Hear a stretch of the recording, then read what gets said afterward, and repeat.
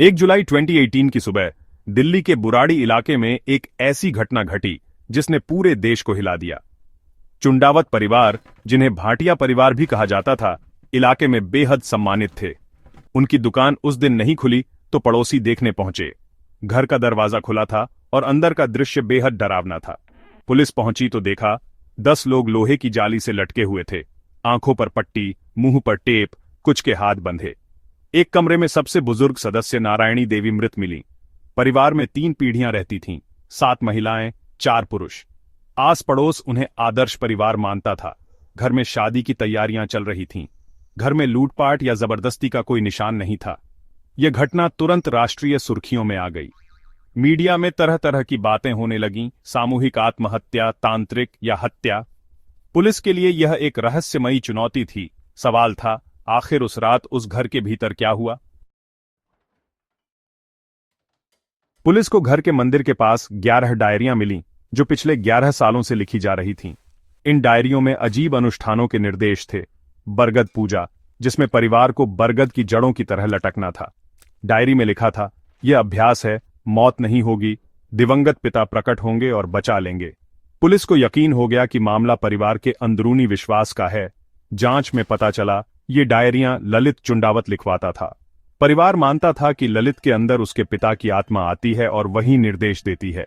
ललित की आवाज एक हादसे के बाद चली गई थी, फिर अचानक लौटी। उसने कहा, पिता की आत्मा ने मदद की। परिवार ने डायरी के निर्देशों पर आंख बंद कर भरोसा किया। आंखों पर पट्टी, कानों में रुई और फांसी। उन्हें यकीन था वे बच जाएंगे। पुलिस ने मनोवैज्ञानिकों की मदद ली। विशेषज्ञों ने इसे shared psychotic disorder, folie of family बताया। ललित को भ्रम था कि उसके पिता की आत्मा उससे बात करती है, और उसने यह विश्वास पूरे परिवार में फैला दिया। परिवार बाहरी दुनिया से कटा नहीं था, लेकिन घर के भीतर ललित का नियंत्रण था। डायरियों में हर छोटे बड़े फैसले के निर्देश थे। व्यापार, पढ़ाई, पूजा। पढ़े लिखे सदस्य भी इस अनुष्ठान में शामिल थे। प्रियंका, जो नौकरी करती थी, वह भी इसमें शामिल थी। जब एक समूह किसी एक व्यक्ति को मार्गदर्शक मान लेता है तो तर्क शक्ति कम हो जाती है। पुलिस के मुताबिक यह हत्या या आत्महत्या नहीं, बल्कि एक साझा भ्रम के चलते हुई दुर्घटना थी। परिवार को यकीन था कि वे बच जाएंगे, लेकिन ऐसा नहीं हुआ। बुराड़ी कांड आज भी लोगों के जहन में ताजा है। यह दिल्ली पुलिस के लिए केस स्टडी बन गया है। जब भी अंधविश्वास या अनुष्ठान से जुड़ा मामला आता है, पुलिस बुराड़ी केस से सीखती है। इस घटना पर डॉक्यूमेंट्री भी बनी, house of secrets, the Burari deaths, जिसने मानसिक स्वास्थ्य और अंधविश्वास के खतरों को उजागर किया। ये केस सिखाता है, अगर कोई अजीब व्यवहार करे तो मदद करें, नजरअंदाज न करें। सबसे बड़ा सबक, मानसिक स्वास्थ्य उतना ही जरूरी है जितना शारीरिक। परिवार में संवाद और पेशेवर मदद जरूरी है।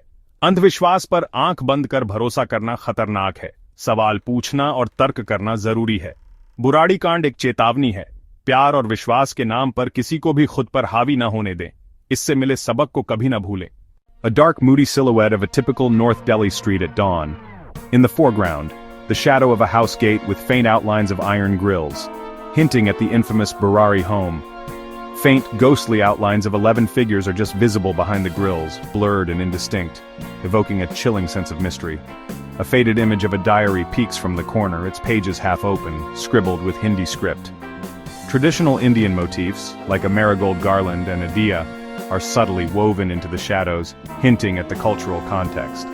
In bold, distressed white and red letters, the title appears center screen, Burari Kand Rahsyamayi Mauton Ki Kahani.